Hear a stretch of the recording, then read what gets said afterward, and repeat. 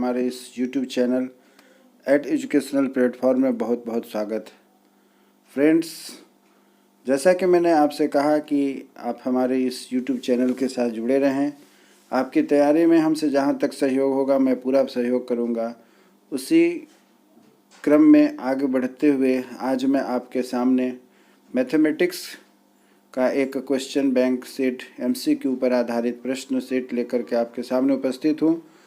आप अपने प्रैक्टिस को अंजाम देते हुए हमारे साथ इससे जुड़े रहें और आपकी तैयारी कैसी है इस बात पर आप अपना आकलन करेंगे कि आपकी तैयारी कैसी है। मैं उन सारे प्रश्नों को आपके सामने रखने जा रहा हूं जो आपकी मैथमेटिक्स की पेपर के लिए उपयोगी सिद्ध होगा।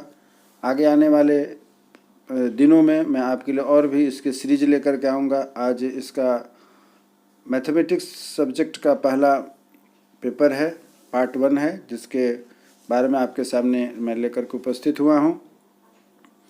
आप यदि हमारे इस YouTube चैनल पर नए हैं तो कृपया हमारे इस YouTube चैनल को सब्सक्राइब करें। एजुकेशनल प्लेटफॉर्म आप नाम से परिचित होंगे, एजुकेशनल प्लेटफॉर्म। और आप यदि पुराने हैं तो कृपया हमारे इस वीडियो को आखिरी तक देखें, जो आपके लिए बहुत ही उपयोगी सिद्ध होगा, क्योंकि ये प्रश्न वैसे हैं जो बार बार परीक्षाओं में पूछी जाती हैं और आपके विभिन्न परीक्षाओं में जो शिक्षण संबंधित टीचर बनने के लिए योग्यता चाहिए परीक्षा में पूछी जाती है, उसका पेडागोजी पोर्शन है।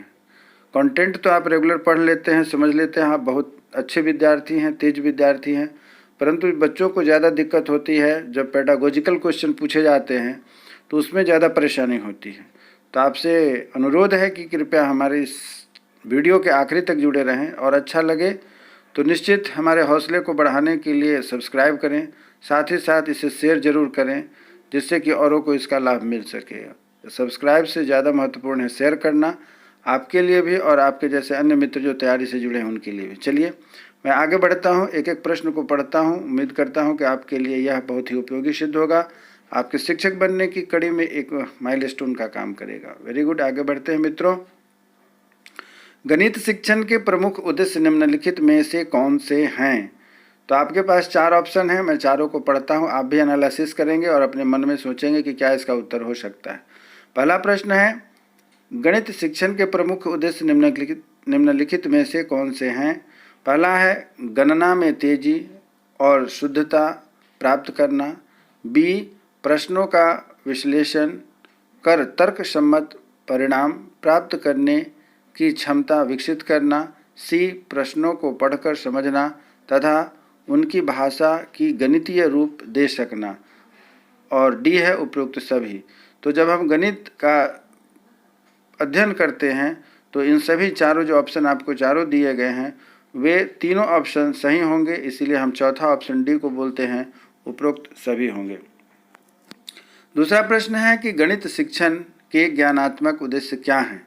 आप जब पेडागोजी की पढ़े होंगे, तैयारी किए होंगे, तो उसमें आपको ज्ञानात्मक उद्देश्य बताया गया होगा कि गणित शिक्षण के ज्ञानात्मक उद्देश्य क्या हैं। आपके पास ऑप्शन है, ए दिए गए आंकड़ों को समझना, बी परिभाषा और नियम का संबंध समझना, सी विभिन्न आकृतियों का ज्ञान, और डी होता है उपरोक्त सभी।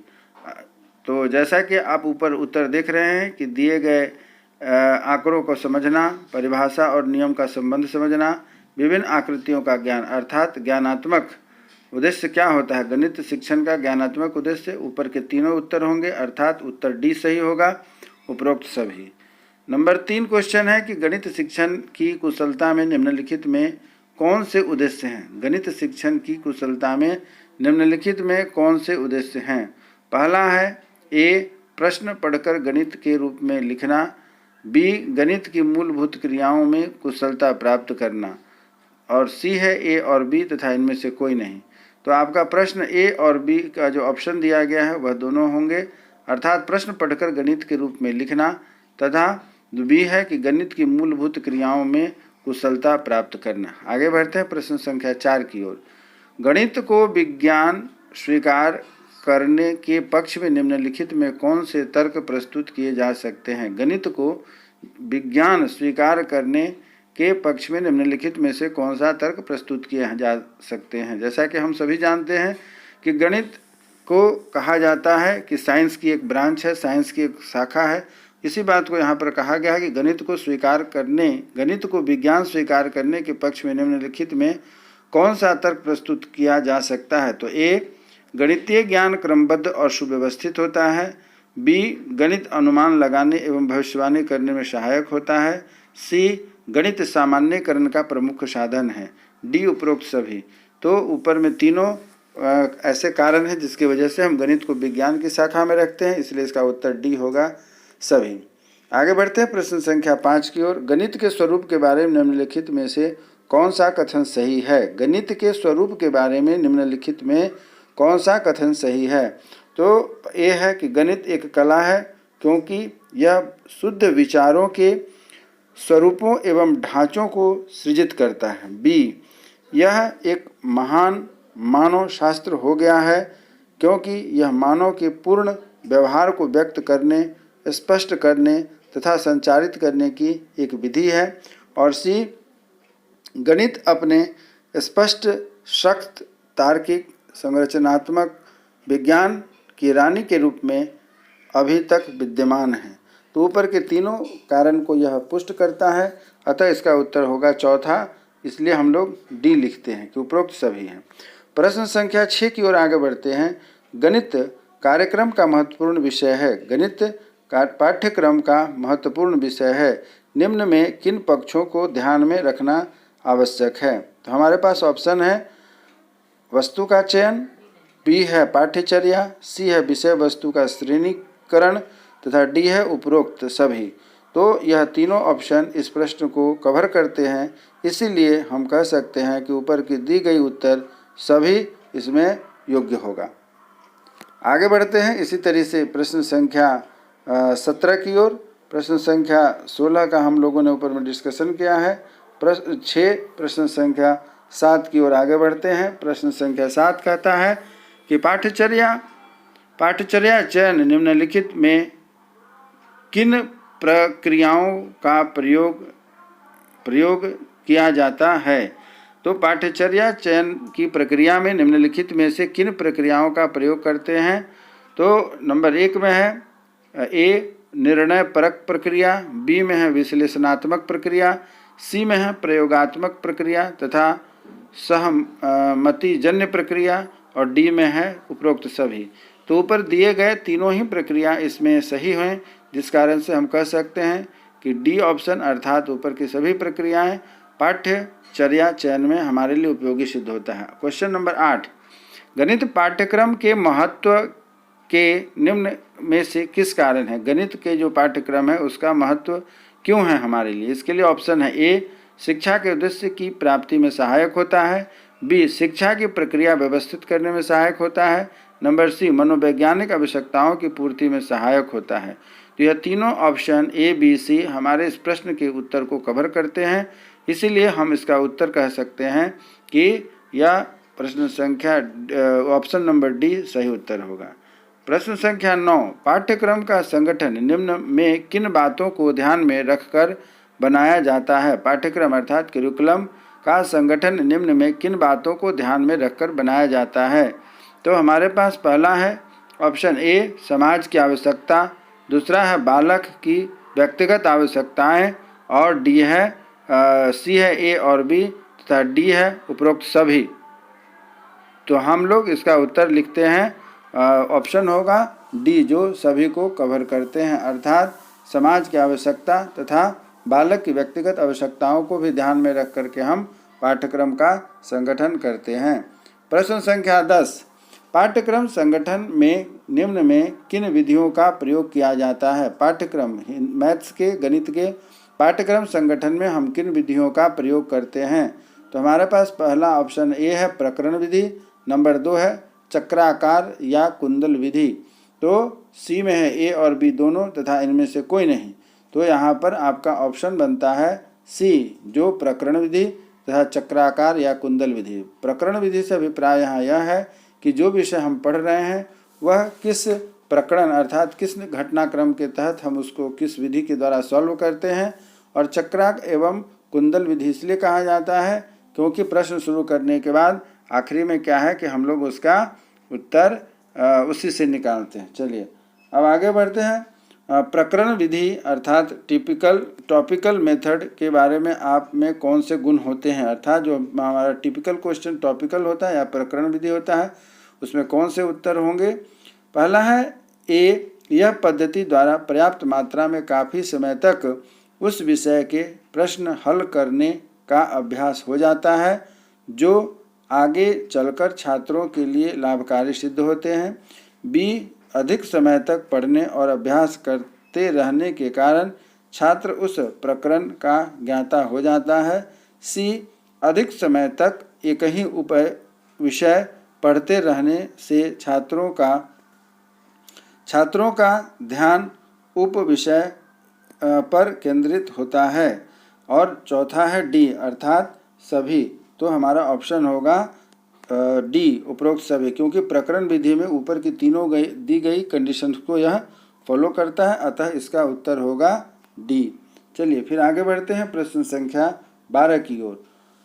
प्रश्न संख्या 12 है कि प्रकरण विधि के निम्नलिखित में कौन से दोष हैं। यहाँ ध्यान देने की बात है, प्रकरण विधि आप समझ रहे हैं तो इसमें समझना होगा, अभी मैंने प्रश्न संख्या 11 में ऊपर पढ़ा है प्रकरण विधि किसे कहते हैं। अब बात आ गई, जब प्रकरण विधि को हम समझ रहे हैं तो उसके दोष और गुण दोनों को समझेंगे, अर्थात प्रकरण विधि में कौन से दोष हैं इस पर हम लोग चर्चा करते हैं। तो प्रकरण विधि में कहा गया है नंबर 1 कि बहुत समय तक एक ही विषय के प्रश्न निकालते निकालते छात्र उस विषय के प्रति रुचि खो बैठता है, तो यह इसका दोष है, सही बात है। नंबर बी, उस पद्धति में सहसंबंध से प्राप्त होने वाले लाभ छात्रों को नहीं मिल पाते हैं क्योंकि उसमें एक विषय में केवल एक ही उपविषय को पढ़ाया जाता है, यह भी इसका दोष है, यह भी सही बात है। और तीसरा है, उप विषय के प्रश्नों में विभिन्नता न होने के कारण एक ही प्रकार के प्रश्नों को केवल मशीन की तरह निकालते हैं, अर्थात ऊपर के तीनों प्रश्न के ऑप्शन इस बात को साबित करते हैं कि प्रकरण विधि में कौन सा दोष है, इसीलिए यहाँ पर चौथा ऑप्शन जो हमारा उपरोक्त सभी यह सही बनता है।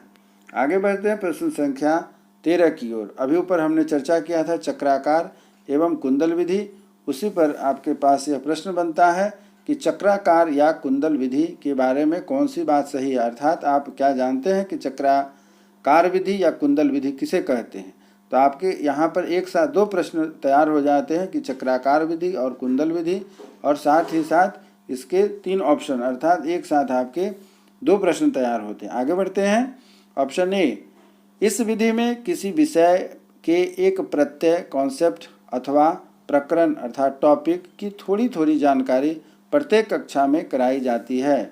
नंबर 2, इस विधि में जैसे जैसे बच्चा उच्च कक्षा में जाता है वैसे वैसे पूर्व के पढ़ाए गए प्रत्ययों और प्रकरणों का भी अभिवृद्धि कराई जाती है। और नंबर सी, इस विधि के द्वारा पाठ्यक्रम का संगठन करने पर उन प्रकरणों की पुनरावृत्ति स्वतः हो जाती है तथा अन्य प्रत्ययों और प्रकरणों में सहसंबंध भी स्थापित होता रहता है। तो ऊपर के तीनों ऑप्शन इसको कवर करते हैं, अर्थात इसका चौथा आंसर सही होगा।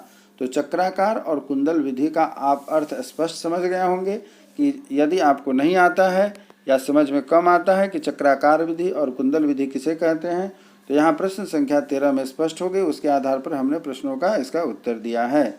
अब प्रश्न संख्या आगे बढ़ते हैं। प्रश्न संख्या 14, चक्राकार विधि में निम्नलिखित में कौन से गुण होते हैं। चक्राकार विधि में निम्नलिखित में कौन से गुण होते हैं, तो हमारे पास यहाँ जो ऑप्शन बन रहा है उस पर हम लोग चर्चा करते हैं। नंबर ए, पद्धति सरल से कठिन की ओर तथा पूर्ण से अंश की ओर 2 प्रमुख शिक्षण सूत्र पर आधारित है। बी, प्रश्नों का कठिनाई स्तर छात्रों के मानसिक स्तर के अनुकूल होने के कारण छात्र उनको हल करने में रुचि लेते हैं। सी, यह एक ही कक्षा में कई उपविषय साथ साथ पढ़ने के कारण यह संबंध का अवसर प्राप्त होता है और विषय अर्थपूर्ण बन जाता है। तो ऊपर दिए गए ऑप्शन से यह बात निकल करके आती है कि ए, बी, सी तीनों को कवर करने वाला हमारा उत्तर डी होगा, अर्थात डी उत्तर उपरोक्त सभी हैं। चलिए इसी तरह से प्रश्न आगे बढ़ते हैं 15 नंबर की ओर। चक्राकार अर्थात हमने जो ऊपर अभी पढ़ा स्पाइरल मेथड में कौन से दोष हैं, उसमें क्या खराबी है, उस पर चर्चा करते हैं। इस पद्धति के अनुसार शिक्षक किसी कक्षा विशेष को प्रथम वर्ष में पढ़ा रहा है और वही शिक्षक उस कक्षा को अंतिम वर्ष तक पढ़ाएगा, यह इसका दोष है। नंबर 2 बी, प्रत्येक कक्षा अथवा स्तर पर कक्षा उपविषयों को पढ़ते रहने के कारण छात्र किसी भी प्रकार की नवीनता का अनुभव नहीं करता है। नंबर सी, छात्रों को किसी भी विषय या उपविषय को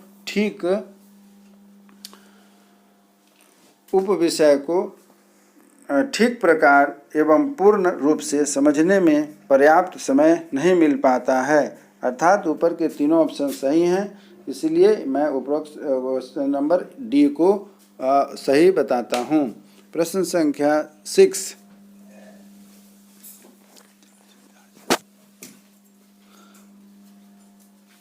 पाठ्यक्रम संगठन में निम्न में कितनी विधियों का प्रयोग किया जाता है। पाठ्यक्रम संगठन में निम्नलिखित में से कितने विधियों का प्रयोग किया जाता है।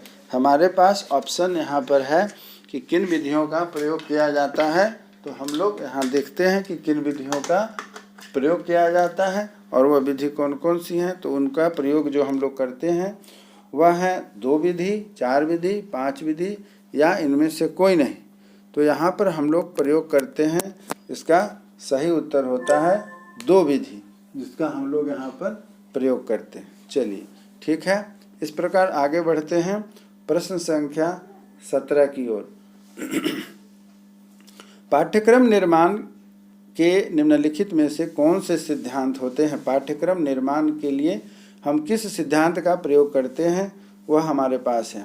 पहला है ए, क्रियाशीलता का सिद्धांत, बी है विविधता एवं लचीलेपन का सिद्धांत, नंबर सी है उपयोगिता का सिद्धांत और नंबर डी है इनमें से तीनों अर्थात उपरोक्त सभी।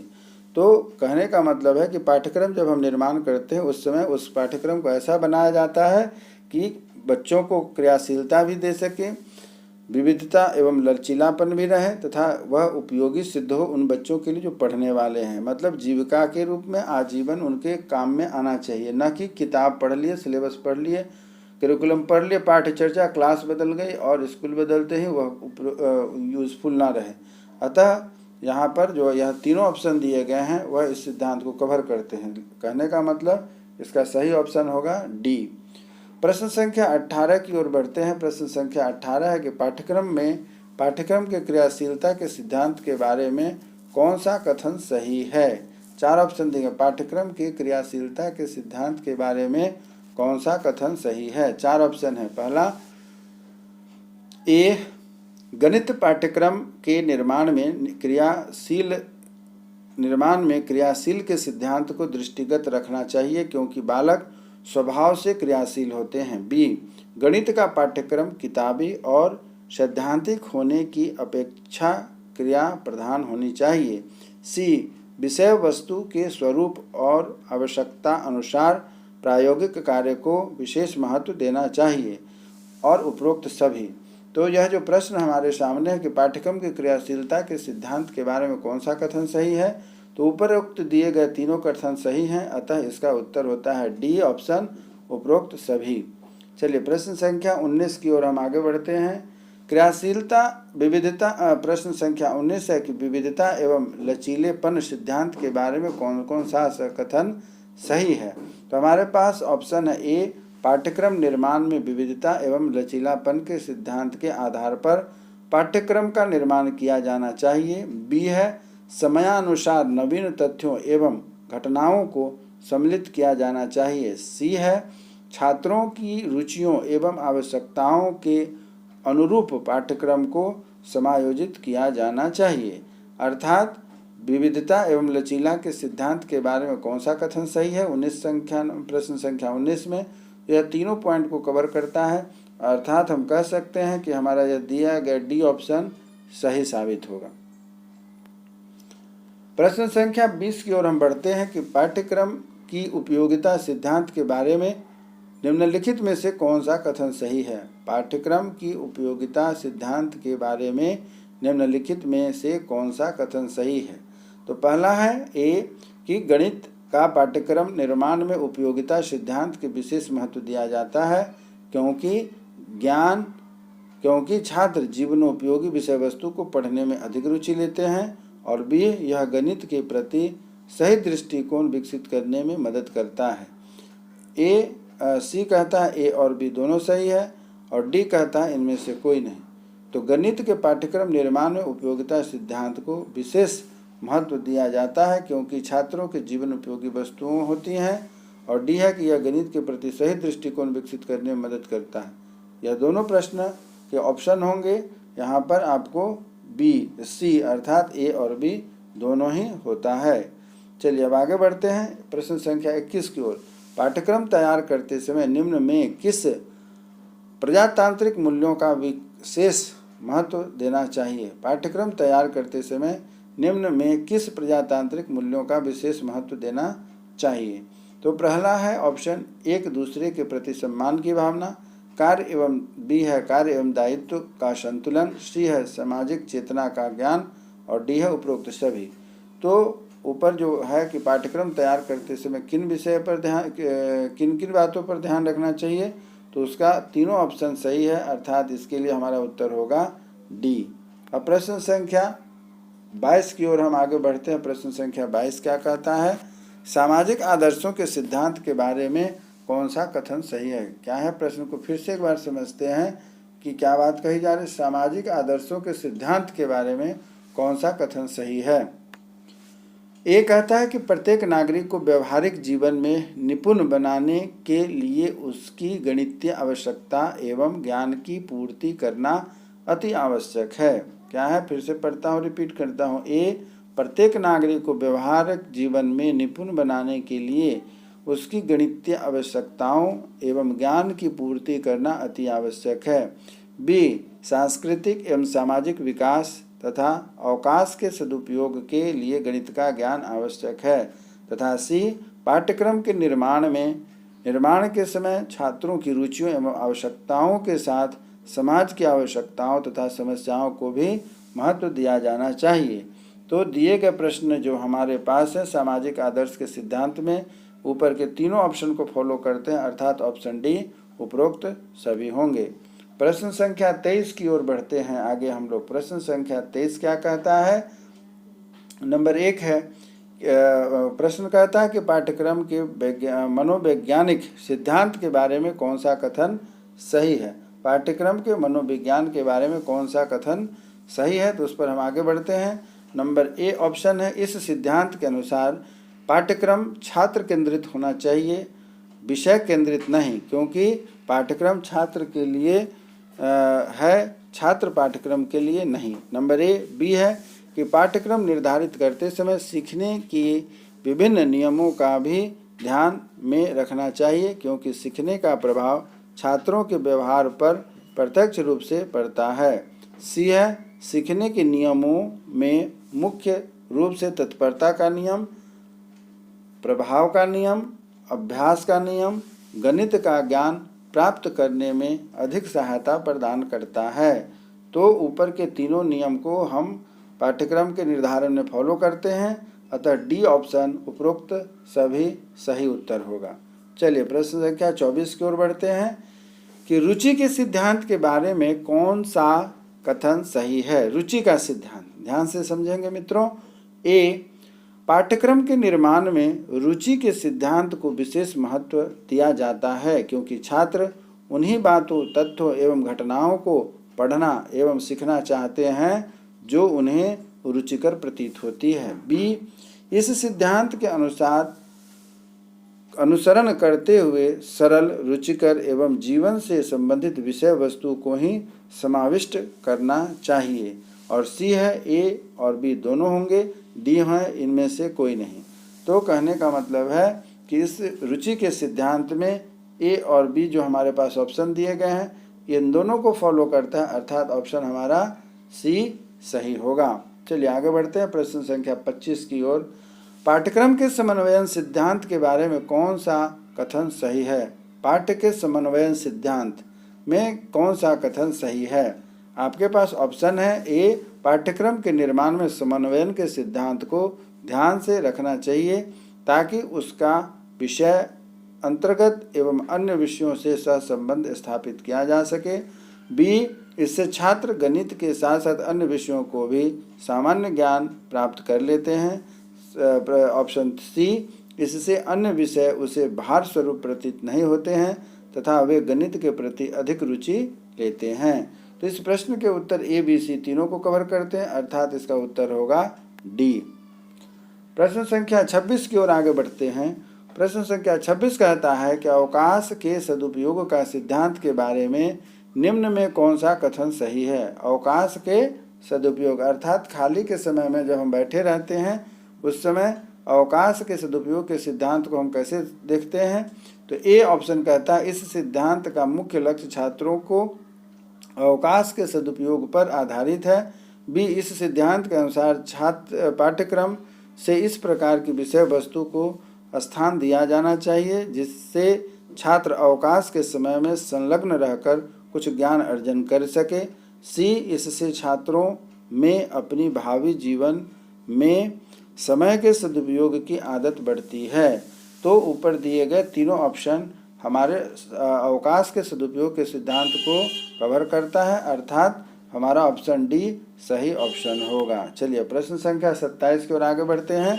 निम्नलिखित में किसके लिखा है कि पाठ्यक्रम छात्रों को न केवल कार्य के लिए वरन अवकाश के लिए भी प्रशिक्षित करने के लिए बनाया जाना चाहिए। ध्यान से समझेंगे। फिर से मैं प्रश्न दोहराता हूँ। निम्नलिखित में से किसने लिखा है कि पाठ्यक्रम छात्रों को न केवल कार्य के लिए वरन अवकाश के लिए भी प्रशिक्षित करने के लिए बनाया जाना चाहिए।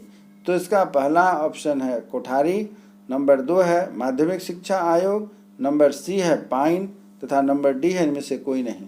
तो इसका सही उत्तर होगा कि माध्यमिक शिक्षा आयोग ने इस बात को निर्धारित किया है कि पाठ्यक्रम छात्रों को न केवल कार्य के लिए वरन अवकाश के लिए भी प्रशिक्षित करने के लिए बनाया जाना चाहिए, अर्थात खाली के समय में भी छात्र छात्राएं जो हैं कैसे अपने खाली अवकाश के समय को जो है कि सीखने के लिए ज्ञान के लिए उपयोगी बनाएंगे। इसीलिए इसका सही उत्तर बी होगा, माध्यमिक शिक्षा आयोग। चलिए प्रश्न संख्या 28 की ओर बढ़ते हैं। पाठ्यक्रम कलाकार अर्थात शिक्षक के हाथ में वह साधन है जिससे वह अपनी चित्रशाला अर्थात विद्यालय में अपनी सामग्री अर्थात छात्र को अपने आदर्शों के अनुसार ढाल सकता है। किसने कहा था यह सिद्धांत? किसने कहा था कि जिसने शिक्षक को कलाकार कहा, विद्यालय को चित्रशाला कहा, सामग्री को छात्र कहा एवं उनके आदर्शों को उद्देश्य कहा। कौन है जो ढाल सकता है? इनका वक्तव्य है number 1 Buckingham, number B Farewell, number C Sellar और इनमें से कोई नहीं। तो इसका सही उत्तर होगा बकिंघम साहब ने किया था। नेक्स्ट क्वेश्चन है क्वेश्चन नंबर 29। निम्नलिखित में से किसके अनुसार पाठ्यक्रम को मानव जात के समूचे ज्ञान एवं अनुभव का केंद्र बिंदु समझा जाना चाहिए? निम्नलिखित में से आपके पास ऑप्शन है कि पाठ्यक्रम को मानव जाति के समूचे ज्ञान एवं अनुभव का केंद्र बिंदु समझा जाना चाहिए। Option 1 Froebel, number 3 Cunningham, number C Crow and Crow तथा नंबर डी पाइन। तो इसका सही ऑप्शन होगा फ्रॉबेल साहब ने कहा था कि पाठ्यक्रम को मानव जाति के समूचे ज्ञान एवं अनुभव का केंद्र बिंदु समझा जाना चाहिए। प्रश्न संख्या 30। निम्नलिखित में से किसके अनुसार पाठ्यक्रम में सीखने वाले छात्र के वे सभी अनुभव सम्मिलित हैं जिन्हें वह विद्यालय के अंदर या बाहर प्राप्त करता है, जिन्हें उनके मानसिक, शारीरिक, सामाजिक, भावात्मक, आध्यात्मिक एवं नैतिक विकास के लिए बनाए गए कार्यक्रम में शामिल किया जाना चाहिए। अर्थात पाठ्यक्रम को तैयार करते समय कैसे तैयार किया जाए जिससे कि बच्चों की मानसिक, शारीरिक, सामाजिक, भावात्मक, आध्यात्मिक तथा नैतिक विकास सभी में वह सहायक सिद्ध हो। इसका सिद्धांत किसने दिया था? Number 1 Alexander, number B Crow and Crow, number C Pine तथा नंबर डी इनमें से कोई नहीं। तो इसका सही उत्तर होगा यह क्रो एंड क्रो साहब ने कहा था। अब प्रश्न संख्या 31 की ओर बढ़ते हैं कि गणित में वर्तमान पाठ्यक्रम, निम्न माध्यमिक स्तर के पाठ्यक्रम की बात हो रही है, की क्या विशेषता है?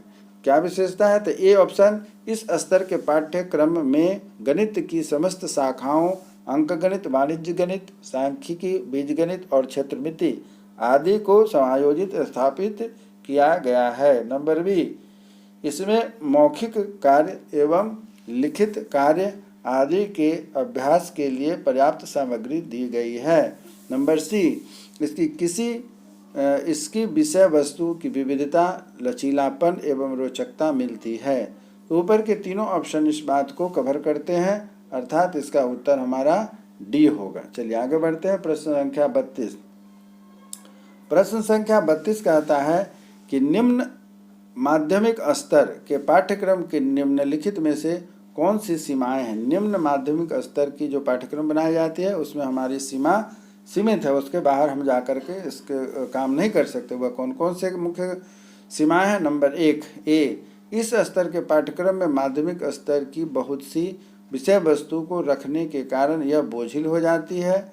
नंबर बी, प्रस्तुत पाठ्यक्रम छात्रों को रटने के लिए बाध्य करेगा क्योंकि यह इस स्तर के छात्रों बौद्धिक स्तर के अनुरूप नहीं है। नंबर सी, इस स्तर पर प्रदत्त ज्यामिति की विषय वस्तु अधिक विस्तृत एवं जटिल है जिसके अध्ययन में छात्र को कठिनाई होगी।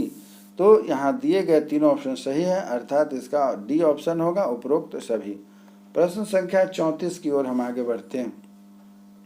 निम्न माध्यमिक स्तर किसको कहा जाता है?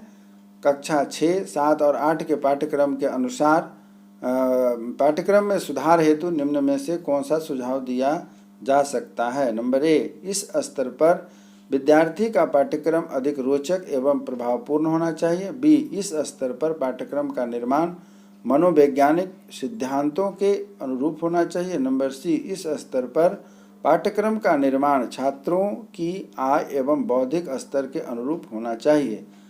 अर्थात जो निम्न माध्यमिक स्तर कक्षा 6, 7, 8 के पाठ्यक्रम के में सुधार हेतु निम्नलिखित में कौन से सुधार लिए जाएंगे?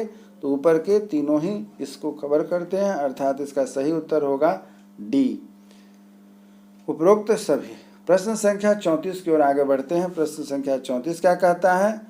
माध्यमिक स्तर अर्थात 9वीं और 10वीं के पाठ्यक्रम में निम्न में कौन सी विशेषताएं हैं? माध्यमिक स्तर 9वीं 10वीं के कक्षा में कौन सी विशेषताएं हैं? नंबर ए, इस स्तर पर विषय वस्तु का संकलन छात्रों के सामाजिक और सांस्कृतिक परिवेश में किया गया है। नंबर बी, विषय वस्तु के प्रस्तुतिकरण में मनोवैज्ञानिक सिद्धांतों का अनुसरण किया गया है। नंबर सी, रोचकता एवं विविधता लाने के लिए पाठ्यक्रम में विविध प्रकार की विषय वस्तु सम्मिलित की गई है। तो माध्यमिक स्तर जो 9वां से 10वां के पाठ्यक्रम है, ये ऊपर के तीनों बिंदुओं को कवर करता है, अर्थात इसका उत्तर हमारा हो जाएगा ऑप्शन नंबर डी। अब आगे बढ़ते हैं प्रश्न संख्या 35 की ओर।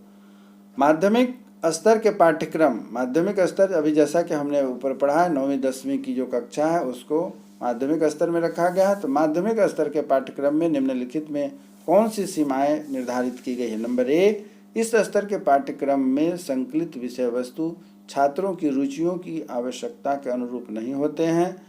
नंबर बी, इस स्तर पर प्रस्तुत विषय वस्तु अधिक जटिल होते हैं। नंबर सी, पाठ्यक्रम में प्रस्तुत भाषा क्लिष्ट होती है। और नंबर डी, उपरोक्त में से सभी।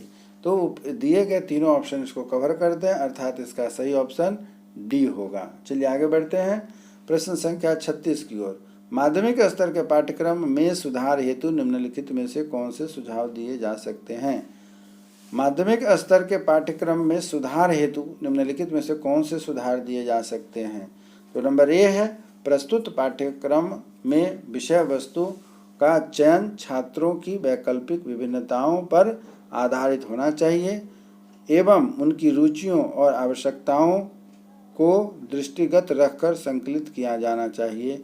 बी, चयनित विषय वस्तु छात्रों की आय और उनकी शारीरिक एवं मानसिक विषय के अनुकूल होनी चाहिए। सी, चयनित विषय वस्तु सामाजिक जीवन में संबंधित होनी चाहिए और व्यवहारिक जीवन के लिए उपयोगी होनी चाहिए। तो जैसा कि ऊपर में दिए गए प्रश्न का ए बी सी तीनों कवर करता है, अर्थात डी इसका उत्तर होगा उपरोक्त सही। अब चलिए प्रश्न संख्या 37 की ओर पढ़ते हैं। बड़ा ही रोचक प्रश्न है। उम्मीद करता हूँ कि आपको बहुत अच्छा लग रहा होगा एवं उपयोगी साबित सिद्ध हो रहा होगा और आप मन ही मन अपने आप को तुलना करते होंगे कि हमारा जो तैयारी है वह कैसी तैयारी चल रही है। उम्मीद करता हूँ कि हमारे इस प्रश्न अभ्यास से आपको बहुत मदद मिलेगी और आप हमारे चैनल को निश्चित रूप से सब्सक्राइब करें और वीडियो को आखिरी तक देखें। वीडियो थोड़ी बड़ी बन गई है, आगे से मैं प्रयास करूँगा कि वीडियो छोटा बने, परंतु आपके सहयोग से की अपेक्षा करता हूँ।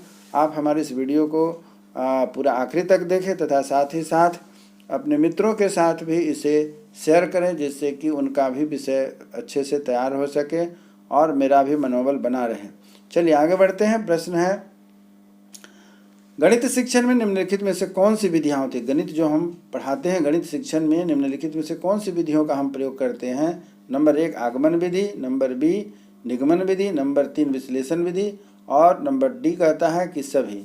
तो हम जब गणित पढ़ाते हैं तो आगमन विधि, निगमन विधि और विश्लेषण विधि तीनों का प्रयोग करते हैं, अर्थात इसका उत्तर हो जाएगा डी। चलिए आगे बढ़ते हैं। आगमन विधि के बारे में निम्नलिखित में से कौन सा कथन सही है? आगमन विधि किसे कहते हैं? हम लोग पढ़े होंगे कि आगमन विधि, निगमन विधि, प्रश्नोत्तरी विधि, व्याख्यान विधि, ये सभी विधि के बारे में हमने पढ़ा है। तो प्रश्न यही है कि आगमन विधि के बारे में निम्नलिखित में से कौन सा कथन सही है? अर्थात नंबर ए उत्तर ऑप्शन। इस विधि में पहले विभिन्न उत्तरों के माध्यम से बच्चों को समझाया जाता है तथा बाद में उदाहरणों के द्वारा उनके निष्कर्ष पर निकाले जाते हैं। नंबर बी, इस विधि में सिद्धांतों को पहले नहीं बताया जाता। नंबर सी, इसमें छात्रों तथ्यों, उदाहरणों की वस्तु निरीक्षणों, तुलना और वर्गीकरण आदि करके इसे स्वयं निष्कर्ष तक पहुंचा जाता है। सही है, इसका ऑप्शन होगा डी। उपरोक्त सभी कंडीशन को यह फॉलो करता है। 39 नंबर प्रश्न है, निगमन विधि के बारे में कौन सा कथन सही है? निगमन विधि, आगमन विधि के उल्टा को निगमन विधि कहते हैं। यह विधि आगमन विधि का ठीक उल्टा होता है। बी, इस विधि में पहले तथ्यों को खूब याद करा दिया जाता है, बाद में सूत्रों की सहायता से इसको हल कराए जाते हैं। नंबर सी, इस विधि का प्रयोग बीजगणित में अधिक से अधिक होता है। तो जैसा कि हम पढ़े हैं, इसमें निगमन विधि में सभी कुछ आगमन के विपरीत होते हैं, अर्थात इसका ऑप्शन डी होगा, जो कि हमारे पास ऑप्शन दिए गए हैं। चलिए प्रश्न संख्या 40, विश्लेषण विधि के बारे में कौन सा कथन सही है? विश्लेषण विधि भी हम पढ़े हैं। ए ऑप्शन कहता है कि इस विधि में विषय वस्तु को संपूर्ण रूप से प्रारंभ से अंत तक अध्ययन किया जाता है। बी, इसमें समस्या का हल खोजने के लिए इसे छोटे छोटे भागों में विभक्त किया जाता है और इस तरह अज्ञात का रहस्य खोजते खोजते ज्ञात तक पहुंचने का प्रयास किया जाता है। अर्थात सी, ए और बी दोनों ऑप्शन होंगे, डी इनमें से कोई नहीं होगा। तो इसका सही ऑप्शन होगा ए और बी। विश्लेषण विधि में हम ए और बी दोनों ऑप्शन को फॉलो करते हैं। चलिए आगे बढ़ते हैं। प्रश्न संख्या 41, निम्नलिखित में किन समस्याओं का हल खोजने में विश्लेषण विधि का प्रयोग किया जाता है? मैथ्स में विश्लेषण विधि का हम प्रयोग कहाँ करते हैं? नंबर 1 रेखा गणित में, नंबर बी अंक गणित में, नंबर 3 सी बीज गणित में और नंबर डी उपरोक्त सभी। तो इसका सही ऑप्शन होगा, हम लोग जो यूज़ करते हैं विश्लेषण विधि वह बीज गणित में प्रयोग करते हैं। प्रश्न संख्या 42 है, निम्न विश्लेषण विधि का प्रयोग निम्नलिखित में किन बातों को कहने हेतु किया जाता है? तो हमारे पास ए ऑप्शन है, अंक गणित में किसी न किसी समस्या का हल करना। बी, जब किसी प्रमेय को सिद्ध करना होता है। सी, जब रेखा गणित में किसी रचना को हल ढूंढना होता है और डी उपरोक्त में से सभी। तो हमारे पास जो ऑप्शन है उसके अनुसार तीनों कंडीशन को फॉलो करते हैं, अर्थात डी इसका उत्तर होगा। चलिए आगे बढ़ते हैं। प्रश्न संख्या 43, विश्लेषण विधि निम्नलिखित में से कौन से गुण पाए जाते हैं? विश्लेषण विधि हम लोगों ने पढ़ा है, ऐसे कौन कौन से गुण हैं जो इसमें पाए जाते हैं? ए, यह सीखने की एक तार्किक एवं वैज्ञानिक विधि है। नंबर बी, इस विधि में छात्र अधिक क्रियाशील होते हैं। नंबर सी, इस विधि में कार्य करने से छात्रों की मौलिकता आती है और नंबर डी उपरोक्त सही। तो विश्लेषण विधि के लिए ऊपर की तीनों ही कंडीशन को फॉलो करता है, कवर करता है, इसीलिए इसका ऑप्शन हो जाएगा डी, जो हम लोगों ने यहाँ देखा है। अब आगे बढ़ते हैं। प्रश्न संख्या 44, विश्लेषण विधि के निम्नलिखित में कौन से दोष है। अब विश्लेषण विधि के दोष के बारे में पढ़ना है। निश्चित है कि जहाँ गुण होते हैं वहीं दोष भी होते हैं, तो यहाँ पर अब दोष के बारे में पढ़ेंगे। देखते हैं कि क्या ऑप्शन है। नंबर ए, विश्लेषण स्वयं एक जटिल प्रक्रिया है, इसलिए छोटे बच्चे को अधिक सफलता नहीं मिलती है। नंबर बी, इस विधि के द्वारा सभी विषयों का शिक्षण संभव नहीं है। नंबर सी, यह एक अमनोवैज्ञानिक विधि है। और नंबर डी, उपरोक्त में से सभी, अर्थात इसके डी ऑप्शन होंगे, क्योंकि सभी दोष इसमें जो ऊपर बताए गए हैं इस प्रश्न के अनुसार उपयुक्त बैठते हैं। प्रश्न संख्या 45, संश्लेषण विधि में निम्नलिखित में से किन पदों का ज्ञान होता है। संश्लेषण विधि नाम से पता चल रहा है। ए, समस्या के आधार का ज्ञान। बी, समस्या का ज्ञान। नंबर सी, समस्या का हल। और नंबर डी, उपरोक्त में से सभी, अर्थात यहाँ दिए गए ऑप्शन जो हो गए डी बैठते हैं सही। संश्लेषण विधि निम्नलिखित में से कौन से गुण पाए जाते हैं। संश्लेषण विधि में निम्नलिखित में से कौन से गुण पाए जाते हैं। तो यह नंबर एक ऑप्शन, यह शिक्षण की एक मनोवैज्ञानिक विधि है। बी, इस विधि में समय और शक्ति दोनों की बचत होती है। नंबर सी, इस विधि में छात्रों को वास्तविक क्रियाओं को करने का अवसर प्राप्त होता है। और नंबर डी, उपरोक्त सभी। तो इस प्रकार से हम क्या पाते हैं, उपरोक्त सभी, अर्थात जो हमारे पास ऑप्शन है इसमें से डी ऑप्शन फॉलो करते हैं, जिसमें ऊपर के तीनों आंसर इसमें उपयुक्त बैठते हैं। प्रश्न संख्या 47, प्रश्न संख्या 47 को हम देखते हैं क्या कह रहा है। विश्लेषण विधि के निम्न में कौन से दोष है। विश्लेषण विधि के निम्नलिखित में कौन से दोष हैं। जैसा कि ऊपर में हमने पढ़ा है, नंबर ए, इस विधि में क्रियाओं के पदों का हमारे पास कोई कारण नहीं होता है। नंबर बी, यह विधि रटने की क्रिया पर निर्भर होने के कारण इसमें यदि किसी का ज्ञान विस्मरण हो जाए तो उसे पुनः खोजा नहीं जा सकता। नंबर सी, इस विधि में छात्रों को सोचने समझने के अवसर प्राप्त नहीं होते हैं, अतः वे निष्क्रिय होते हैं। तो और डी कहता है कि उपरोक्त सभी, अर्थात ऊपर के जो तीनों ऑप्शन दिए गए हैं ये हम लोगों के इस प्रश्न के उत्तर सही बैठते हैं, अर्थात ऑप्शन डी इसका सही उत्तर होगा। नंबर 48, गणित की प्रयोगशाला में निम्नलिखित में से कौन से प्रकार्य होते हैं। गणित में प्रयोगशाला के निम्नलिखित में से कौन से प्रकार्य होते हैं। तो इसमें हमारे पास ऑप्शन है नंबर ए, यह शिक्षार्थियों की तथ्यात्मक सामग्रियों से परिचित कराती है। नंबर बी, गणित के सिद्धांतों को व्यवहारिकता से जोड़ता है। नंबर सी, शिक्षार्थियों के प्रायोगिक कौशलों के अभ्यास और निपुणता के लिए प्रयोगशाली सीखने की स्थितियां प्रस्तुत करती है। और नंबर डी, उपरोक्त सभी। तो गणित के प्रयोगशाला विधि में ऊपर के लिए तीनों ही प्रकारों को कवर करता है, अर्थात इसका उत्तर जो है वह होगा आपका डी ऑप्शन सही बैठता है। चलिए प्रश्न संख्या 49 की ओर बढ़ते हैं कि प्रयोगशाला विधि के बारे में कौन कौन सा कथन सही है। प्रयोगशाला विधि में कौन कौन सा कथन सही है। तो ऑप्शन ए है, यह विधि प्रयोगशाला कक्षा में अधिगम परिस्थितियों के सृजन के लिए आवश्यक सामग्री उपलब्ध कराती है। नंबर बी, इस विधि में शिक्षार्थी के वैज्ञानिक अभिवृत्ति के विकास पर बल दिया जाता है। नंबर सी, इस विधि में शिक्षार्थियों के दायित्व का विकास होता है। तो प्रयोगशाला विधि में इन ऊपर के तीनों दिए गए कंडीशन को फॉलो करता है, अर्थात हमारा सही ऑप्शन होगा डी, उपरोक्त सभी। प्रश्न संख्या 50 की ओर बढ़ते हैं।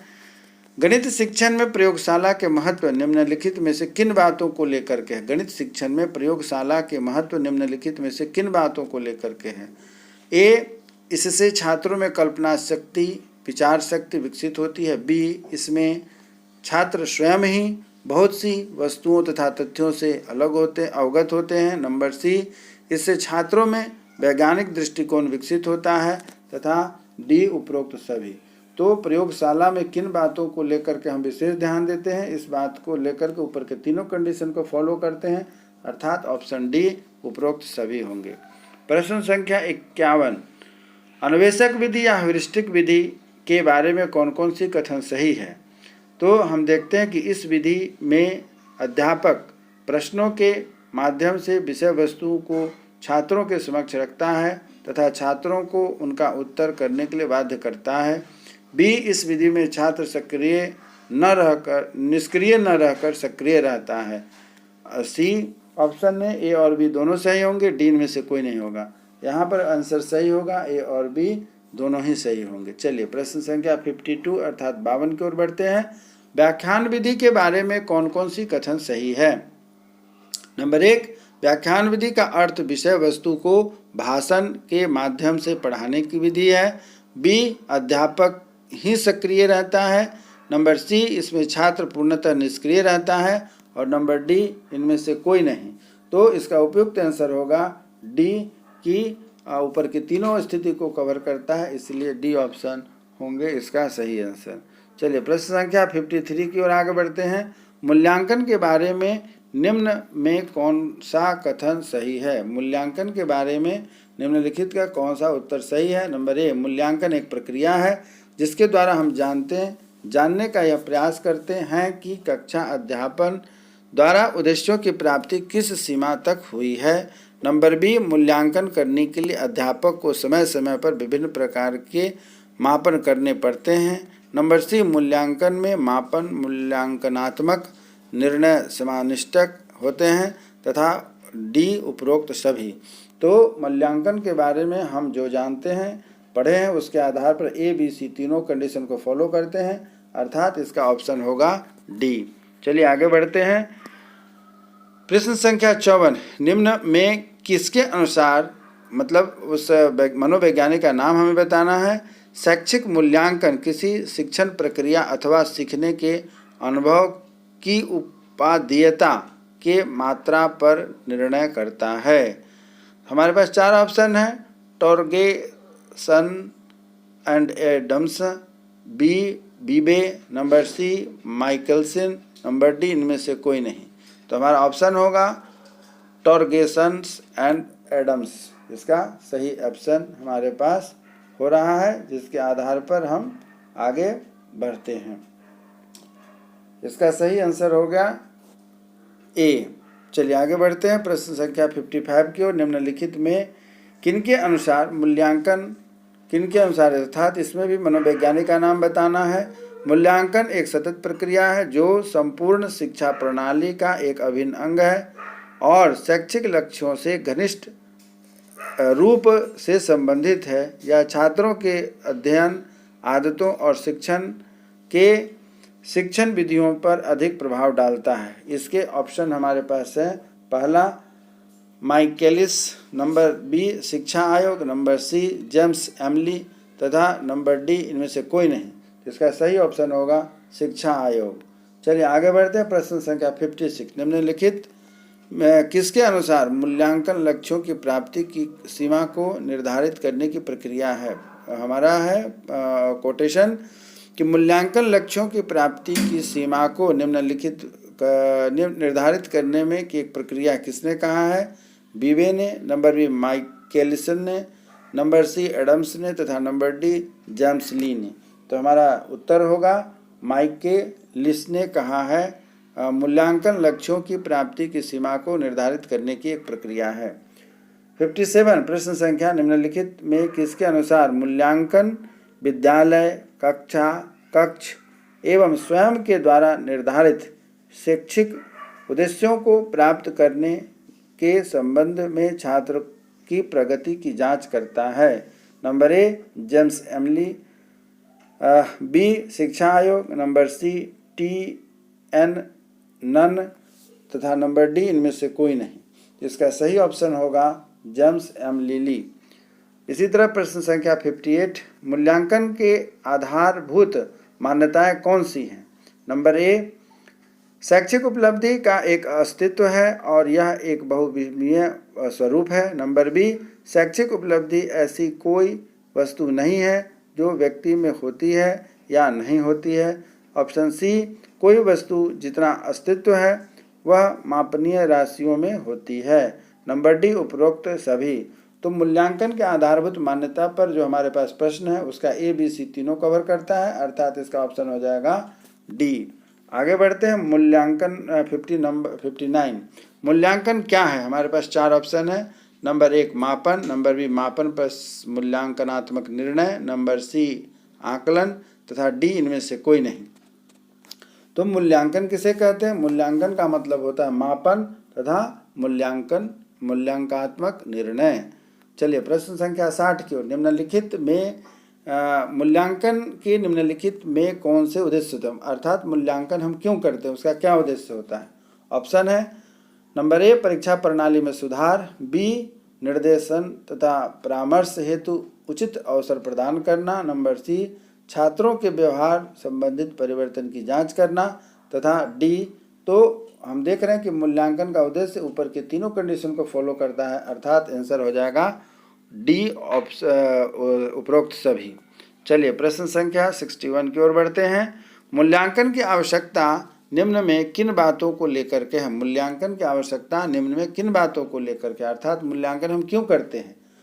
नंबर 1 मूल्यांकन के द्वारा छात्रों की मानसिक शक्ति, रुचि तथा उनके दृष्टिकोण का अनुमान लगाया जाता है। नंबर बी इसके द्वारा अधिगम प्रक्रिया में सुधार होता है। नंबर सी इसके द्वारा छात्रों को अपनी कमजोरी तथा मजबूत स्थिति का पता चलता है। नंबर डी उपरोक्त में से सभी। तो मूल्यांकन की क्यों आवश्यकता पड़ती है, उसके लिए ए बी सी तीनों कंडीशन को हम फॉलो करते हैं, अर्थात डी इसका सही उत्तर होगा। प्रश्न संख्या 62 की ओर बढ़ते हैं। मूल्यांकन के बारे में कौन सा कथन सही है, अर्थात मूल्यांकन जो हम करते हैं उसके यहाँ लिए हमारे पास 4 उत्तर दिए हैं, इसमें से कौन सही है? नंबर 1 यह छात्र के संपूर्ण व्यक्तित्व के संबंध में मूल्यों का अंकन करता है। नंबर 2 मूल्यांकन के आधार पर छात्र के संबंध में स्पष्ट धारणा बनाई जा सकती है। नंबर सी मूल्यांकन में गुणात्मक और परिमाणात्मक दोनों ही प्रकार के निर्णय लिए जाते हैं, अर्थात ऊपर जो दिए गए हैं तीनों ऑप्शन सही है, अर्थात इसका चौथा ऑप्शन डी उपरोक्त सही होगा। 63 परीक्षा के बारे में निम्न में कौन सा कथन सही है? हम जो एज ए स्टूडेंट जो परीक्षा लिखते हैं उसके बारे में कहा गया है कि कौन सा कथन सही है। नंबर 1 परीक्षा का क्षेत्र मूल्यांकन के अपेक्षा संकुचित है। नंबर बी परीक्षा वर्ष में निश्चित समय पश्चात आयोजित की जाती है। नंबर सी परीक्षा द्वारा बालक की केवल शैक्षिक योग्यताओं और कुशलताओं के मान निर्धारित किए जाते हैं। और नंबर डी उपरोक्त सभी। तो जैसा कि प्रश्न है कि परीक्षा के बारे में ऊपर के तीनों कंडीशन को फॉलो करता है, अर्थात डी इसके सभी ऑप्शन सही होंगे। 64 प्रश्न है कि मूल्यांकन की प्रक्रिया में निम्नलिखित कितने सोपान होते हैं, अर्थात कितने स्टेप्स होते हैं? मूल्यांकन की प्रक्रिया में कितने स्टेप्स होते हैं? तो हमारे पास ऑप्शन ए 2, बी 3, सी 6 तथा इनमें से कोई नहीं। तो हमारे पास इसका उत्तर होगा 2। प्रश्न संख्या 65 है मूल्यांकन प्रक्रिया के मुख्य सोपान निम्नलिखित में से कौन से हैं? मूल्यांकन के सोपान कौन कौन से हैं? तो पहला है ऑप्शन में शिक्षण उद्देश्य, नंबर 2 है अधिगम अनुभव, नंबर 3 है व्यवहार परिवर्तन और नंबर डी है उपरोक्त सभी। तो हम मूल्यांकन प्रक्रिया में जो मुख्य सोपान है उसमें हम तीनों को पाते हैं, अर्थात इसका ऑप्शन डी होगा उपरोक्त सभी। प्रश्न संख्या 66 है कि शिक्षण उद्देश्यों को निर्धारित करते समय निम्न में किन बातों का पूर्ण ध्यान रखना चाहिए, अर्थात शिक्षण उद्देश्य जो हम निर्धारित करते हैं उसके किन बातों को ध्यान रखते हैं? नंबर 1 बालक, नंबर बी समाज, नंबर सी विषय वस्तु की प्रकृति एवं शैक्षिक अर्थ और नंबर डी है उपरोक्त सभी। तो शिक्षण उद्देश्य के समय ऊपर के तीनों कंडीशन को हम फॉलो करते हैं, अतः हमारा डी उपरोक्त सभी सही होगा। चलिए आगे बढ़ते हैं। 67 शिक्षण अनुभवों को उत्पन्न करते समय अध्यापक को निम्न में किन बातों को ध्यान रखना चाहिए? शिक्षण अनुभव को उत्पन्न करते समय अध्यापक को किन बातों का ध्यान रखना चाहिए? ऑप्शन ए क्या अधिगम अनुभव शैक्षिक तथ्यों लक्ष्यों से प्रत्यय रूप में संबंधित है? नंबर बी क्या वे अनुभव विद्यार्थियों के लिए सार्थक और संतोषप्रद होते हैं? नंबर सी क्या वे अनुभव प्राप्त होते हैं? और उपरोक्त सभी। तो शिक्षक अनुभव से संबंधित जो यहाँ 3 ऑप्शन है वह तीनों सही है, अर्थात इसका डी ऑप्शन होगा उपरोक्त सभी। आगे प्रश्न है शिक्षा का अंतिम उद्देश्य क्या होता है, अर्थात हम क्यों पढ़ते हैं या शिक्षा क्यों ग्रहण करते हैं? तो शिक्षा का अंतिम उद्देश्य क्या होता है? नंबर 1 छात्र के व्यवहार में वांछित परिवर्तन लाना, नंबर बी शैक्षिक लक्ष्य को प्राप्त करना, नंबर सी छात्रों के नैतिक चरित्र का विकास करना, नंबर डी इनमें से कोई नहीं। तो इसका सही आंसर होगा ए, छात्र के व्यवहार में वांछित परिवर्तन लाना शिक्षा का अंतिम उद्देश्य होता है। प्रश्न संख्या 69। प्रश्न कहता है कि अच्छी परीक्षाओं की निम्नलिखित में से कौन से लक्षण, अर्थात हम कहते हैं ना कि परीक्षा अच्छा गया, तो उसमें क्या हमारा स्तर होता है, हम कैसे कहते हैं कि हमारा परीक्षा अच्छा गया। नंबर 1 विश्वसनीयता, नंबर बी वैधता, नंबर सी वस्तुनिष्ठता तथा व्यापकता और नंबर डी उपरोक्त सभी। तो परीक्षा में संतुष्टि के लिए ये तीनों ऑप्शन ऊपर जो दिए गए हैं वह सही बैठते हैं, अर्थात इसका उत्तर होगा डी। प्रश्न संख्या 70। परीक्षा की विश्वसनीयता निम्नलिखित में से किस पर निर्भर करती है। ऊपर था प्रश्न लक्षण, अब यहाँ निर्भरता। नंबर 1 मॉडल की मात्रा, नंबर 2 बी अंक की वस्तुनिष्ठता और नंबर सी ए और बी दोनों तथा नंबर डी में से कोई नहीं। तो इसका सही उत्तर होता है सी ए और बी दोनों। चलिए प्रश्न संख्या 71 की ओर बढ़ते हैं। निम्नलिखित में से किनके अनुसार वैधता वह सीमा अथवा विस्तार है जिस तक परीक्षा उसे मापती है जिसे वह मापना चाहती है, अर्थात उस छात्र की क्या स्तर है उसको मापने का काम परीक्षा करती है। इसका सही उत्तर किसने दिया, सी बी गुड, बी है रिजलैंड, सी है बर्टन तथा डी है डेंट। तो इसका सही उत्तर होगा सी बी गुड ए। प्रश्न संख्या 72 की ओर बढ़ते हैं। वैधता एक मापन साधन का मापने वाला गुण है जिसे वह मापना चाहती है, यह किसका कथन था। इसके 4 ऑप्शन है, रिजलैंड, लंदन, बेसिन, निम्नलिखित में से कोई नहीं। तो इसका सही उत्तर होगा ए रिजलैंड। प्रश्न संख्या 73 की ओर बढ़ते हैं। वस्तुनिष्ठता के बारे में कौन सा कथन सही है। वस्तुनिष्ठता अर्थात ऑब्जेक्टिव जो हमारा होता है। ए ऑप्शन, इस परीक्षा में परीक्षक का व्यक्तिगत प्रभाव नहीं पड़ता है। बी, इसमें अत्यधिक विश्वसनीयता और वैधता होती है। और सी, ए और बी दोनों तथा डी इनमें से कोई नहीं। तो वस्तुनिष्ठता को लेकर हमारा कंडीशन ए और बी दोनों को फॉलो करता है, अर्थात सही ऑप्शन हो जाएगा सी। प्रश्न संख्या 74। मूल्यांकन में निम्नलिखित में से कौन सी प्रविधियां का हम पालन करते हैं। नंबर ए लिखित परीक्षा, नंबर बी मौखिक परीक्षा, नंबर सी प्रायोगिक परीक्षा, नंबर डी उपरोक्त सभी। तो हम ऊपर के तीनों कंडीशन को फॉलो करते हैं, अर्थात उपरोक्त सभी हो जाएगा। 75। निम्नलिखित परीक्षाओं में के बारे में निम्नलिखित में से कौन सा कथन सही है। नंबर 1 लिखित परीक्षाओं में निबंधात्मक तथा वस्तुनिष्ठ प्रश्न मुख्य होते हैं। बी, निबंधात्मक परीक्षाओं में छात्रों की विस्तार पूर्वक उत्तर लिखने होते हैं। नंबर सी, वस्तुनिष्ठ परीक्षा में उत्तर लिखने का ढंग अत्यंत सरल और संक्षिप्त होता है। तो इसमें से कौन से होंगे। तो इस तीनों कंडीशन को फॉलो करते हैं निबंधात्मक या लिखित परीक्षा, अतः इसका उत्तर डी होगा उपरोक्त सभी। चलिए प्रश्न संख्या 76। मौखिक परीक्षाओं में निम्नलिखित में किसे सम्मिलित किया जाता है। मौखिक परीक्षाओं में निम्नलिखित में किसे सम्मिलित किया जाता है। नंबर 1 मौखिक प्रश्न को, नंबर बी वाद विवाद को, नंबर सी नाट्य प्रदर्शन को, नंबर डी उपरोक्त सभी को। तो इसका सही उत्तर होगा उपरोक्त डी उपरोक्त सभी को। चलिए प्रश्न संख्या 77 की ओर बढ़ते हैं। निम्नलिखित गणित में निरीक्षण के द्वारा छात्रों के निम्न में किन गुणों का मूल्यांकन किया जाता है। गणित में निरीक्षण के दौरान छात्रों के किन गुणों का मूल्यांकन किया जाता है।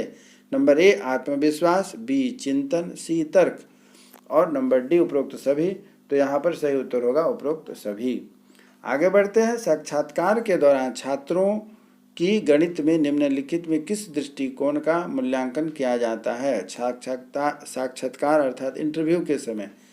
नंबर ए बौद्धिक स्तर, नंबर बी गणित में रुचि का विकास, नंबर सी आत्मविश्वास, नंबर डी उपरोक्त में से सभी। तो इंटरव्यू के समय बच्चे के छात्रों की बौद्धिक स्तर, गणित की रुचि में विकास तथा आत्मविश्वास तीनों कंडीशन को फॉलो करते हैं, अर्थात आंसर हो जाएगा डी। 79 प्रश्न है कि प्रश्नावली प्रविधि के द्वारा छात्र की गणित में निम्न में किसका मूल्यांकन हो सकता है। प्रश्नावली जब हम बनवाते हैं या बनाते हैं उस समय क्या हमारा जांच होता है। नंबर ए गणित की रुचि, नंबर बी दृष्टिकोण, नंबर सी अनुभूति, नंबर डी उपरोक्त सभी। तो जब हम गणित की प्रश्नावली को हल करते हैं उस समय हमारे तीनों कंडीशन का फॉलो करता है, अर्थात डी ऑप्शन होगा उपरोक्त सभी। आगे बढ़ते हैं प्रश्न संख्या 80 की ओर। निबंधात्मक परीक्षाओं की निम्नलिखित में से कौन सी विशेषताएं होती हैं, अर्थात जब हम निबंधात्मक लिखते हैं उसमें कौन कौन से गुण छिपे होते हैं जो हम इस परीक्षा को देते हैं। नंबर ए, उच्च मानसिक क्रियाओं का मापन। नंबर बी, व्यक्तित्व और चिंतन विधि का विकास। नंबर सी, भावों की स्वतंत्र अभिव्यक्ति का संभव। तथा नंबर डी, उपरोक्त सभी। तो ये तीनों गुण निबंधात्मक परीक्षा में पाए जाते हैं, अर्थात इसका ऑप्शन होगा डी, सभी सही हैं। 81 नंबर प्रश्न, रॉस के अनुसार निबंधात्मक परीक्षा निम्न में किन उद्देश्यों को मापने में अधिक उपयोगी है। नंबर ए, सूचना। नंबर बी, चिंतन। नंबर सी, अध्ययन की दक्षता तथा कार्य करने की आदतें। नंबर डी, उपरोक्त सभी। तो रॉस के अनुसार ऊपर के तीनों गुण उपयुक्त बैठते हैं, अर्थात इसका आंसर हो जाएगा डी। निबंधात्मक परीक्षा के बारे में कौन सा कथन सही है। क्वेश्चन नंबर 82, निबंधात्मक परीक्षा के बारे में कौन सा कथन सही है। तो हमारे पास 4 ऑप्शन है। नंबर ए, निबंधात्मक प्रश्नों की रचना अत्यधिक सरल होती है। नंबर बी, इसमें नकल की संभावना कम रहती है। नंबर सी, शिक्षा व चिंतन के अनेक पक्षों के मापन हेतु ये अत्यधिक महत्वपूर्ण होते हैं। नंबर डी, उपरोक्त सभी। अर्थात ये तीनों कंडीशन को निबंधात्मक परीक्षा संतुष्ट करते हैं, अतः इसका ऑप्शन डी सही होगा। प्रश्न संख्या 83, निबंधात्मक परीक्षा की निम्न में कौन सी सीमाएं होती हैं, अर्थात निबंधात्मक जो परीक्षा हम लिखते हैं उसकी कुछ सीमा है। नंबर 1, अपर्याप्त न्यायादर्श। बी, एक रूपता की कमी। नंबर सी, रटने पर बल। तथा नंबर डी, उपरोक्त सभी। तो जो निबंधात्मक प्रश्न होते हैं उसमें ऊपर के तीनों कंडीशन को फॉलो करता है, अर्थात इसका उपरोक्त होगा उपरोक्त सभी। प्रश्न संख्या 84, निबंधात्मक परीक्षाओं में रचना एवं प्रयोग संबंधी निम्न में कौन से सुधार किए जा सकते हैं। निबंधात्मक परीक्षा में रचना एवं प्रयोग संबंधी निम्न में से कौन से सुधार किए जा सकते हैं। ए, परीक्षा का उपयोग केवल उन्हीं कार्यों के मापन के लिए किया जाना चाहिए जिनके लिए वे विशेष रूप से उपयुक्त होते हैं। नंबर बी, अत्यंत सरल भाषा में प्रत्यक्ष प्रश्न पूछा जाना चाहिए। नंबर सी, प्रश्नों की संख्या अत्यधिक होनी चाहिए ताकि संपूर्ण पाठ्यक्रम का व्यापक रूप से प्रतिनिधित्व हो सके। तो ऊपर निबंधात्मक परीक्षा की रचना और प्रयोग संबंधित जो हैं ऑप्शन, तीनों ऑप्शन को फॉलो करते हैं, अर्थात हमारा ऑप्शन डी उपयुक्त सभी होगा। 85 संख्या नंबर है, निबंधात्मक परीक्षा में फलांक संबंधित सुधार के लिए निम्नलिखित में से कौन से कदम उठाए जाते हैं। फलांक अर्थात उसका रिजल्ट निकालने के लिए, प्रतिफल निकालने के लिए। तो ए ऑप्शन, उत्तरों की जांच तथा अंक प्रदान करने हेतु वैज्ञानिक विधि अपनाई जाती है। नंबर बी, परीक्षा रचना में से पूर्व ही फलांक किस प्रकार प्राप्त होगा इस बात पर महत्व देना चाहिए। नंबर सी, फलांक से पहले उत्तर पुस्तिका को विभिन्न वर्गों, उत्तम, सामान्य, औसत तथा अंतिम उत्तम वर्गों में बांट लेना चाहिए। तो ऊपर के तीनों ही ऑप्शन फॉलो होते हैं इस आंसर के लिए, इसलिए इसका ऑप्शन डी होगा। प्रश्न संख्या 86, निम्न में किसके प्रचलित परीक्षा प्रणाली की तीव्र आलोचना करते हुए कहा गया कि परीक्षा प्रणाली को पुस्तकीय, यांत्रिक, परंपरागत, एकक तथा संकुचित बनाएं। नंबर 1, माध्यमिक शिक्षा आयोग। Number B, doctor PS Bloom. Number C, UGC अर्थात विश्वविद्यालय आयोग। तथा नंबर डी, इनमें से कोई नहीं। तो इसका सही ऑप्शन होगा माध्यमिक शिक्षा आयोग ने इस बात का प्रस्ताव रखा था कि इसको कैसे हमें बनाना है, अर्थात इस प्रश्न का उत्तर होगा ए। प्रश्न संख्या 87 की ओर बढ़ते, निम्नलिखित में किसके अनुसार भारतीय शिक्षा व्यवस्था में परीक्षा प्रणाली ही सबसे दूषित तथ्य है। भारतीय शिक्षा व्यवस्था में परीक्षा प्रणाली ही सबसे दूषित तथ्य है। नंबर 1, माध्यमिक शिक्षा आयोग 1952-53, विश्वविद्यालय आयोग 1948-49। नंबर सी, भारतीय विश्वविद्यालय आयोग 1902, और इनमें से कोई नहीं। तो इसका सबसे सही उत्तर होगा विश्वविद्यालय सेवा आयोग 1948 और 49। प्रश्न संख्या 88 की ओर बढ़ते हैं, वस्तुनिष्ठ परीक्षा के बारे में कौन कौन सी कथन सही है? वस्तुनिष्ठ परीक्षा किसे कहते हैं? नंबर ए, इस प्रश्नों के उत्तर कम लिखने होते हैं। नंबर बी, इनमें एक निश्चित उत्तर होता है। नंबर सी, इसका क्षेत्र व्यापक होता है। नंबर डी, उपरोक्त में से सभी। तो इसका सही उत्तर होगा उपरोक्त सभी। प्रश्न संख्या 89, वस्तुनिष्ठ प्रश्नों में निम्न में कौन सा भाग होता है? नंबर एक, प्रत्यास्मरण। नंबर बी, प्रत्याभिज्ञान। नंबर सी, ए और बी दोनों, तथा डी इनमें से कोई नहीं। तो इसका सही उत्तर होगा ए और बी, अर्थात सी ऑप्शन। प्रश्न संख्या 90, प्रत्यास्मरण रूप अर्थात रिकॉल टाइप के अंतर्गत निम्नलिखित कौन से शामिल हैं? नंबर एक, साधारण प्रत्यास्मरण। नंबर बी, रिक्त स्थान पूर्ति। और नंबर सी, ए और बी दोनों, तथा नंबर डी इनमें से कोई नहीं। तो इसमें आपको सी ऑप्शन सही होगा। साधारण संप्रत्ययन तथा रिक्त स्थान की पूर्ति दोनों ही रिकॉल टाइप में आते हैं। प्रश्न संख्या 91, प्रश्न संख्या 91 कहता है निम्नलिखित वस्तुनिष्ठ प्रश्नों को प्रत्यात्मक भिन्न के अंतर्गत निम्न में से किसे सम्मिलित किया गया है? तो प्रश्न है ऑप्शन एक, एकारांत अनुक्रिया। नंबर बी, बहुविकल्पिक। नंबर सी, मिलान प्रक्रिया। और नंबर डी, उपरोक्त सभी। तो इसका सही आंसर होगा उपरोक्त सही। तो मित्रों, विद्यार्थियों, अभ्यर्थियों, परीक्षार्थियों, मैं उम्मीद करता हूं कि मैंने जो आपको यह 90 प्रश्नों की जो सूची दी है, प्रैक्टिस करवाया है, आपके आने वाली परीक्षा में बहुत उपयोगी साबित होगा। इसी उम्मीद के साथ कि आप हमारे इस YouTube चैनल से प्रभावित होकर के हमारे इस YouTube चैनल को सब्सक्राइब करेंगे तथा अगले एपिसोड का हमारे साथ आप कोऑपरेट करें, सहयोग करें। इस उम्मीद के साथ कि आपको यह अच्छा लगा होगा। इसे ज़रूर शेयर करें, जो कि आपकी परीक्षा के लिए उपयोगी होगी और आपके मित्र को भी यह काफ़ी सहायक सिद्ध होगा। तब तक के लिए जय हिंद, जय भारत। जय हिंद, जय भारत। बहुत बहुत धन्यवाद आपका।